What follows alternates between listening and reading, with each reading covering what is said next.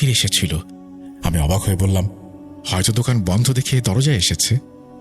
আমি উঠে ভেতর থেকে সেই ফকিরের কিছু একটা এনে দিতে যাচ্ছিলাম, তখন সোহানা বলল, আগে তোমার কাজ শেষ করো। ওদের তো অভ্যাস এমনই, এক দরজায় না পেলে অন্য দরজায় যাবে, সেখানে পাবে। সে তো প্রতিদিনই আসে, কাল দিলেও হবে। আমি তখন আসলে কাজের চিন্তায় হয়তো একটু আনমনাই ছিলাম। সোহানার কথা শুনে আবার কাজে লেগে পড়লাম। পরদিনও মায়ের অবস্থার উন্নতি হলো না, তাই দোকানে আমাকেই থাকতে হলো। সেদিন সকাল থেকে আকাশ ছিল কালো মেঘে ঢাকা, আর হালকা বৃষ্টি পড়ছিল। দোকানে তেমন ভিড় ছিল না।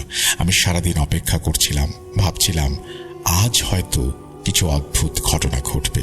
বৃষ্টির দিনে কি মানুষের বাড়ির জিনিসপত্রের প্রয়োজন হয় না? এমন সময় সোহানা বৃষ্টিতে ভিজে একটা থালায় কিছু খাবার নিয়ে এলো। আমি একবার বৃষ্টি, একবার সোহানাকে দেখি আর আল্লাহর কাছে কৃতজ্ঞতা জ্ঞাপন করি। ভাতের থালা তখনও আমার হাতেই ছিল। ঠিক তখনই সামনের রেল লাইন থেকে সেই ফকির বেরিয়ে এসে আমার সামনে এলেন। সে যত কাছে আসছিল ততই তার মুখে রাগের ছাপ স্পষ্ট হচ্ছিল। সেদিন তাকে একেবারে ভয়ঙ্কর দেখাচ্ছিল। বৃষ্টি তখন ঝড়ের মতো হচ্ছিল, আর সে যেন অজানা থেকে ধীরে ধীরে এগিয়ে আসছিল।